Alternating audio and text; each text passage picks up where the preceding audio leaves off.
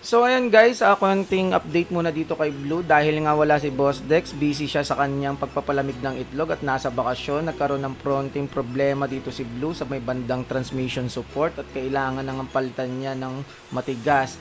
So buti na lang mayroong malapit na shop dito sa may Santa Rita, sa may Rodber, under chassis specialist. Grabe, ang babait din ng mga kaibigan natin dito. At ayun na nga, habang nagbablog tayo, biglang sumulpot dyan si Boss Bob at ayun yung EK niya, napaka-pogi. Papunta nga pala siya ng Mexico, Pampanga para man-chicks, hindi, joke lang. At ayun, tinawagan tayo dito ni Boss Gab kasi pupuntahan niya si Kuya Kwek Pet Lord di Hooligan para isaklolo kasi meron nagka-problema nga pala yung silaki niya. Buti na lang nandyan si Boss Gab. So ayun nga, at dumating na nga yung pyesa natin na binili pa ni Sir sa Baliwag, no? At dito nilalagay na nga nila yan. And nakapag-fabricate na sila nung goma para dun sa Hasport engine support natin. At dito medyo ginabi na tayo. So ayun guys, nandito tayo ngayon sa Santa Rita, malapit sa shop ni Boss Dex. So nagkaroon ng konting problema sa transmission. Pinalitan na ng bago yung transmission support. Sa Baliwag pa nakakuha si Sir ng pyesa. So buti na lang, pwede pa silang overtime ngayon, no? Yan sila boss, gumagawa sila ng under chassis nila dyan. So dito yan, sa Santa Rita, Rodber. Ay, meron din silang Facebook page, follow nyo sila. Sir, ano yung pangalan ng Facebook page nyo? Rodber. Okay. So ayun guys, nakikita nyo sa harapan yan. Malapit yan dito sa may NLEX Santa Rita exit. So yan, ito, medyo naglambing si Blue ngayon. Wala si Boss Dex, busy yung ano natin, nagpapalamig ng itlog eh. So ito, patapos na tayo, malapit na matapos. Konti na lang. At ayun na nga, ginabi na nga tayo pero natapos pa rin nila Sir. Magpipinsan nga pala sila dyan at gumawa sila ng sarili nilang shop. Mga skill din yung mga yan pagdating sa mga under chassis. Ano tayo? Peace bang! Peace bang! Sir! Sir, thank you sa inyo, Sir. Thank you. Dito yan sa Rodber, under chassis, Santa Rita. So okay na si Blue, nawala na yung kaltag niyan. Busy kasi si Boss Gabs eh. Ayan. At ayun nga, kinabukasan pinapunta ako dito ni Boss Gabs kahit hindi siya tumatanggap ng customer, eh pinilit niyang ayusin pa rin si Blue. At dito merong isang customer na pinabalik na lang muna ni Boss Gabs. At ito si Blue, kailangan nga palang higpitan yung valve cover niyan kasi medyo may mga kumakatas, hindi pa nalalagyan ng sealant. So ito, pag gusto niyo mag-convert ng PO8 sa mga naka-LX side dyan, meron na dito kay Boss Gabs.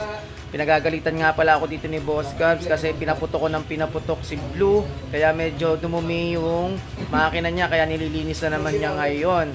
So dito makikita nyo, gumagamit siya dyan ng brake cleaner na, syempre Honda yan, at ito binabaklas niya na yung valve cover para lagyan niya ng bagong seal. So, syempre, dahil nga kumakatas yung langis, hindi naman pwedeng laging salin lang tayo ng salin. At dito si Madam Charm. Nagrasahan pa si Madam Charm. Grabe talagang abala ni Blue yan. Buti na lang, love na love ni Boss Gabs tong si Blue. At ito, makikita nyo dito, nilalagyan na ng valve cover seal. Ewan ko kung anong tawag dyan, basta yun. Nilagyan ni Boss Gabs yan ng pandikit para hindi na tumagas. At kanina ni road test namin yan, okay naman.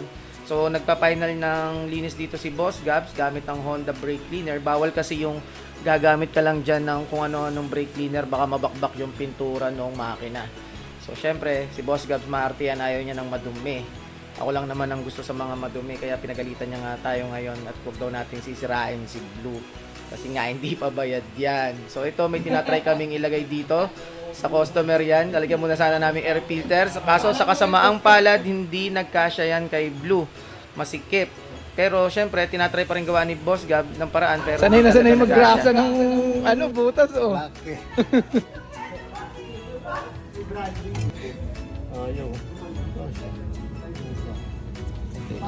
Ayun, tatanggal ng gas, dito pwede rin.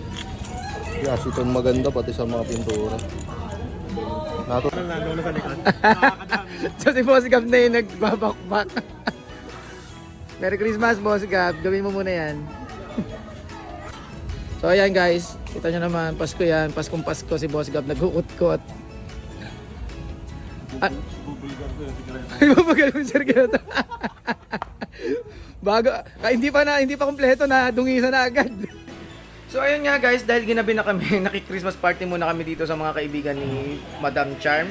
Kasi nga nagkaayaan kami uminom ni Boss Gab. So naka-sunmig light nga pala kami, kumakain kami habang ang beer namin is humahagod sa baso.